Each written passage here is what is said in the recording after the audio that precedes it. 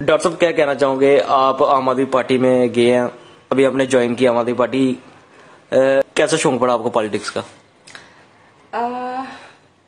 शौक की बात करूं अगर, तो शौक मुझे बचपन से नहीं था जी। बचपन से उठते बैठते खाते पीते खेलते कूदते एक ही सपना देखा था कि हमारे परिवार में कोई डॉक्टर नहीं था जी। तो दिली ख्वाहिश थी पेरेंट्स की और मेरी खुद की भी। तो बचपन से दिमाग में डाला गया था कि पढ़ाई लिखाई करनी है और डॉक्टर ही बनना है, डॉक्टर के अलावा कुछ नहीं बनना है। तो बचपन से एक गोल सेट किया था कि डॉक्टर के अलावा सच में कुछ नहीं बनना है। और अकॉर्डिंगली 10th के बाद 11th और 12th में अच्छे मार्क्स लेने के बाद कोचिंग ली और फिर मैं गवर्नमेंट मेडिकल कॉलेज बख्शीनगर में 6 साल 2005 से लेके 11 तक वहाँ रही, MBBS की। और 2017 से 2020 तक मैं MD भी मैंने वहीं से की है, कम्युनिटी मेडिसिन जी। उसके बाद वहीं पे रजिस्ट्रारशिप कर रही थी और एज सच कभी सपने में भी नहीं सोचा था कि पॉलिटिक्स मैं कभी ज्वाइन कर सकती हूँ, क्योंकि मैं वहाँ कुछ अपनी तैयारी कर रही थी, रजिस्ट्रारशिप कर रही थी, अपने पेपर पब्लिकेशंस की तैयारी कर रही थी और आगे फैकल्टी में आना चाहती थी वहीं पे। लेकिन मैं नहीं जानती, मुझे खुद भी नहीं पता कि मैं यहाँ पॉलिटिक्स में कैसे आ गई। ये नियति है, एक फेट होती है चीज, कुछ चीजें डेस्टिनी पे छोड़ देनी चाहिए। कैसे हालात बने घर में, कैसे ख्याल आया घर वालों, हमारी एक ज्वाइंट फैमिली है और अच्छी तरह से हम लोग यहाँ रहते हैं और एक म्यूचुअल डिसीजन लिया गया कि चलो डॉक्टर प्रीति को इलेक्शंस हम सपोर्ट करते हैं। तो फैमिली का डिसीजन था, म्यूचुअल डिसीजन था सबका। तो पहले भी मैं काम करती थी पर वो पॉलिटिक्स नहीं होती थी, वो सोशल काम होते थे। 2008 से मैं एक्टिव हूँ सोशल वर्क के लिए और धीरे धीरे कभी ये पॉलिटिक्स आ जाएगा मेरी लाइफ में मैंने कभी नहीं सोचा था। और अप्रैल 2022 4 अप्रैल को मैंने अपना रिजाइन दिया है और 6 अप्रैल 2022 को मैंने आम आदमी पार्टी ज्वाइन की है। मतलब जॉब आपने छोड़ दी है? हाँ, उसको रिजाइन करने के बाद ही पॉलिटिक्स ज्वाइन कर सकता है। और आम आदमी पार्टी का क्या मैनिफेस्टो रहेगा जम्मू में? जम्मू में वही मैनिफेस्टो रहेगा जो दिल्ली और पंजाब में चल रहा है। ज्यादातर इनका फोकस, हमारा फोकस जो है एजुकेशन और हेल्थ सेक्टर को लेकर रहता है। उसके अलावा बिजली पानी ये सब तो सेकेंडरी चीजें हैं। पहला फोकस जो है शिक्षा और स्वास्थ्य को जाता है और मैक्सिमम बजट अलॉटमेंट जो होता है वो स्कूल्स और हॉस्पिटल्स के लिए किए जाते हैं। और ऑब्वियसली हर जगह की इंडिया में इन्हीं 2 चीजों की जो नंबर 1 प्रायोरिटी पे रखते हैं अरविंद केजरीवाल, शिक्षा और स्वास्थ्य, क्योंकि शिक्षा ही शायद एक ऐसा हथियार है जिससे गरीबी दूर की जा सकती है। 1960s में नारा आया था गरीबी हटाओ, तो अब जो सरकार है वो कहती है गरीब को ही हटा दो। तो जो भी सरकार कहती है गरीबी हटाओ या गरीब को ही हटाओ, वो झूठ बोलते हैं। गरीबी ऐसे दूर नहीं की जा सकती। गरीबी जो है वो शिक्षा ही एकमात्र ऐसा हथियार है जिससे गरीबी को दूर किया जा सकता है। और इंडिया जो है वाकई में कहीं ना कहीं इन 7-8 सालों में काफी पीछे चला गया है। और पीछे जाने की बात मैं इसलिए बोल रही हूँ क्योंकि आप महंगाई देख लीजिए। 2014 में जो गैस का सिलेंडर था 460 रुपीज का था जी। और साथ ही साथ हमारे बैंक अकाउंट्स में तुरंत मैसेज आ जाता था कि आपके बैंक में सब ये जो अमाउंट है सब्सिडी की वो जमा हो गई है। और आज वो सिलेंडर 1100 प्लस के पार पहुंच गया। तो महंगाई की मार देखिए, एक तरफ महंगाई इतनी बढ़ रही है और दूसरी तरफ बेरोजगारी, मतलब जनता को दोहरी मार दी जा रही है। इधर बेरोजगार किया जा रहा है और उधर से महंगाई की मार पड़ रही है आम आदमी को। तो ये कुछ चीजें हैं जो जनता को वाकई में परेशान करती हैं। जैसे एक चीज 1930s में दांडी मार्च हुआ था, ठीक, गांधी जी ने शुरू किया था जी। और हुआ किस लिए था कि नमक पे अंग्रेजों ने टैक्स लगा दिया था। नमक जो है हर घर की एक मूलभूत जरूरत थी खाने की जी। और आज सरकार ने आटा चावल पे टैक्स लगा दिया। अनाज पे कभी टैक्स नहीं लगा था, कभी भी टैक्स नहीं लगाया गया था अनाज पे। और पहली बार आजादी के 75 सालों में अनाज पे टैक्स लगा है। तो जनता भी अब ये समझ चुकी है कि क्या हो रहा है, आगे क्या होगा। राशन जहां 35-35 किलो, फिर 20 किलो, फिर 5 किलो पर पर्सन, अब तो राशन कार्ड ही बंद कर दिए। तो जनता भी समझती है ये चीज। डॉक्टर साहब एक बार आपको रोकना चाहूंगा, चीनी भी नहीं आ रही है, क्या कहना चाहोगे राशन डिपो पे? बिल्कुल, अब तो कुछ भी नहीं आएगा, चीनी क्या, अब तो कुछ भी नहीं आएगा। तो ये तो मेंटली लोग प्रिपेयर्ड हैं इस चीज के लिए। जब सब कुछ बंद हो गया, टैक्सेस हमसे ये मतलब इतने धड़ल्ले से वसूलते हैं कोई भी चीज। जब मैं चिप्स का एक पैकेट खरीदूं बच्चे के लिए, एक टॉफी खरीदूं, उस पर टैक्स पे करी, पेंसिल पे 18% टैक्स, और डायमंड जो मोदी जी के मित्र पहनते हैं डायमंड, उस पर 1.5% GST। प्रीति जी, इनइक्वालिटी कहीं ना कहीं बहुत ज्यादा बढ़ रही है। अमीर और अमीर हो रहा है, गरीब और गरीब हो रहा है। जहां 2022 में ये खाई जो है अमीर और गरीब की, ये कम होनी चाहिए थी, ये और बढ़ती जा रही है, और ये बढ़ती ही जाएगी अगर ये बीजेपी सरकार को हम सत्ता में लाते रहेंगे, कि और बढ़ती जाएगी। बड़े दिग्गज नेता भी आम आदमी पार्टी में आके चले गए हैं, क्या कहना चाहोगे? जैसे मनकोटिया साहब है, उनको पार्टी से निकाला गया, क्या कहना चाहोगे? देखिए, पॉलिटिक्स जो है ना, ये ऐसी ही एक चीज है जहां बड़े लोग आते हैं टाइम टू टाइम, फिर टाइम टू टाइम चले भी जाते हैं।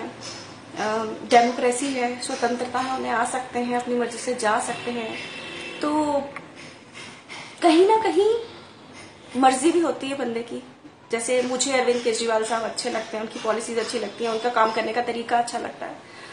तो वैसे ही इस पे मैं सिर्फ इतना ही कहना चाहूंगी, पॉलिटिक्स में ये सब आना जाना लगा रहता है, कोई बड़ी बात नहीं है।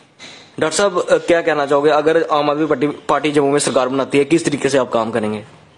बिल्कुल वैसे ही करेंगे जैसे दिल्ली और पंजाब में कर रहे हैं। बिजली पानी फ्री मिलेगा जम्मू वालों को भी? बिल्कुल मिलेगा, लेकिन जब हम इसे फ्री की बात करते हैं ना, यहाँ एक नोशन सेट होता है बिल्कुल ही फ्री मिलेगा, ऐसी बात नहीं है। लिमिट होगी, जैसे 200 यूनिट्स 300 यूनिट्स वो फ्री होगा कुछ हद तक। जैसे एक सांसद को 5000 यूनिट्स जो है बिजली के फ्री होता है, तो एक आम आदमी के लिए 200 या 300 मुझे लगता है काफी है। और उसके अलावा एक नॉर्म भी सेट करना है।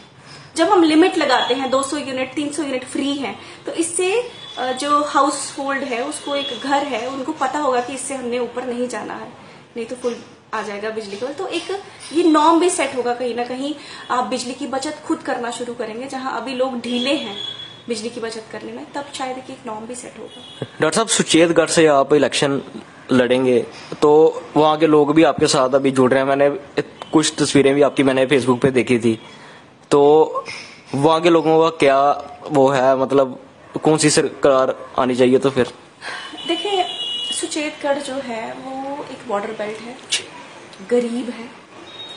जब वहाँ पहले 370 टूटने से पहले बहुत बमबारी गोलाबारी हुआ करती थी, लोगों को काफी नुकसान होता था, और उन्हें उनकी लाइफ स्टेबल नहीं थी। उनको अपने घरों से दौड़कर कैंपों में इस तरफ थोड़ा आना पड़ता था, सिटी की तरफ, तो डिस्टर्ब रहती थी उनकी लाइफ। लेकिन अगर मैं आम आदमी पार्टी की बात करूं, जनता में काफी उत्साह है आम आदमी पार्टी की नीतियों को लेकर। और उत्साह इसलिए भी है क्योंकि बीजेपी के जितने भी वहां से MLA हुए, उन्होंने अपना काम जो है, जो जिस तरीके से करना चाहिए था, नहीं किया गया वहां पे। तो लोगों में रोष है उनके प्रति, और प्रेजेंट सरकार की नीतियां कुछ हर जगह है। भ्रष्टाचार, बेरोजगारी, वो तो है ही है। खासकर बॉर्डर के जो लोग थे, बच्चे थे, खासकर अगर मैं बात करूं, उनमें ज्यादा पढ़ते लिखते वो बच्चे नहीं, क्योंकि वहां स्कूलों की हालत इतनी अच्छी नहीं होती, खस्ता हालत थे सरकारी स्कूल। तो वो बच्चे शुरू से आर्मी या फौज में भर्ती होने की कोशिश किया करते थे। और जब से क्रांति ये अग्निवीर आई, 4 साल की भर्ती हो गई, तो वहां के लोगों में ज्यादा रोष था इस चीज को लेके कि हमारे बच्चों का भविष्य खराब हो गया। और जब वो आर्मी का जवान अपनी पेंशन लेके घर आता था, जो पैसा लाता था घर में लगाता था, अपने दुकानें बनाता था कि रिटायरमेंट के बाद मैं यही काम करूंगा, तो मतलब वो वहां से लाया हुआ पैसा अपने गाँव में लाता था, और वहीं लोगों का विकास होता था, गाँव का विकास होता था। वो चीजें बंद हो जाएंगी अब, क्योंकि ये अग्निपथ आ गई।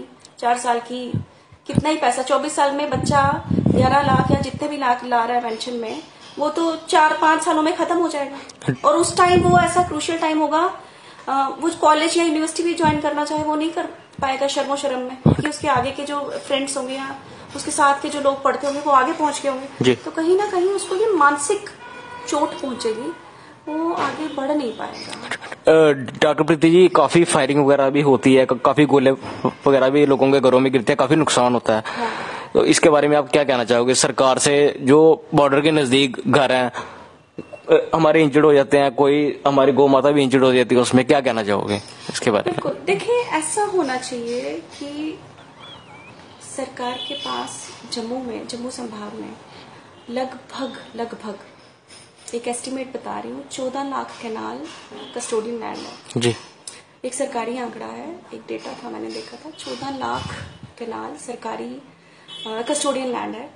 तो जैसे 1990 में कश्मीरी पंडितों के साथ हुआ, वो विस्थापित हो गए, कश्मीर से उजड़ के जम्मू में बसे, नगरोटा कैंप लगे, उन्हें सरकारी क्वार्टर दिए गए, उन्हें 1% रिजर्वेशन दी गई टेक्निकल एंड इसमें एजुकेशन में, उन्हें हर महीने राशन दिया जाता है, उन्हें बिजली के बिल माफ हैं, उन्हें हर महीने सरकार जो है 15,000 या 16,000 हर कुंबे को देती है। और कुंबे का मतलब मेरा यहाँ ये है कि अगर एक फैमिली में 16,000 मिल रहे हैं और अगर उस घर के बेटे की शादी होगी तो वो अलग कुंबा गिना जाता है जी।